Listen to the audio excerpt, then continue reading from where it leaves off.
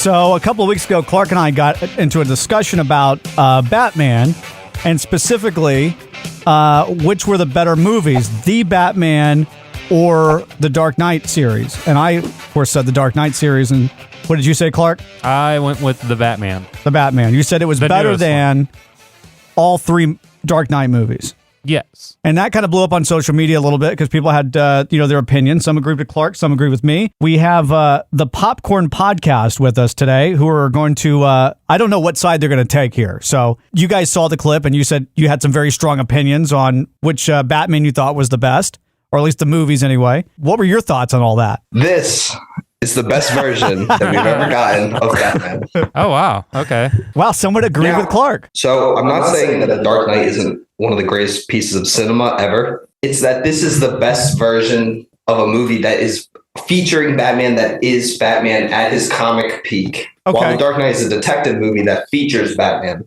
the Batman is a Batman movie, if that makes sense. Yeah. Is that pretty much what your reasoning was behind it? No. Okay. I mean, no. But what he is saying, no, I'm not like a Batman purist by any stretch of the imagination. But what he is saying, like, I could definitely get down with that. Okay. The reason he can get down with it. The reason why I liked it is I look at it, if you're just taking the Christian Bale and the Robert Pattinson one, which, by the way, I went into this one with like an extreme sense of critique, I guess. Like you weren't liking it already just by seeing the trailers. You were very unsure. I'm not a big Pattinson fan. Right. So because Clark thinks something about a fight. Yeah. Because Clark believes he could take Robert Pattinson in a fight because he's so small. He thinks, right? Yeah. Like let's ask you guys. The 165-pound Batman does not strike fear into me. If you saw this guy and Robert Pattinson standing next to each other, who are you betting on to win the fight? Ryan, you want to take this one first? You watched that fight on the train. That was.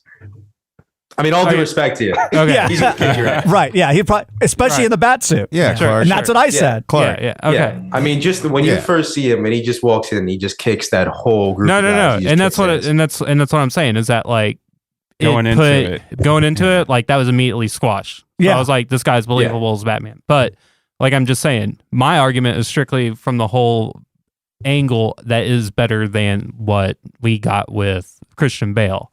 And the reason why is that although you could say Dark Knight, which is the second one, everybody raves about it, says it's the best comic book movie ever made.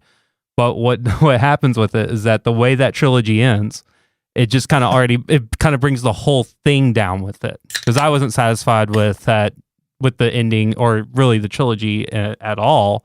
But the other thing is the aesthetic qualities that are in the Robert Pattinson one, the Batman, beats anything that I saw in the Dark Knight trilogy.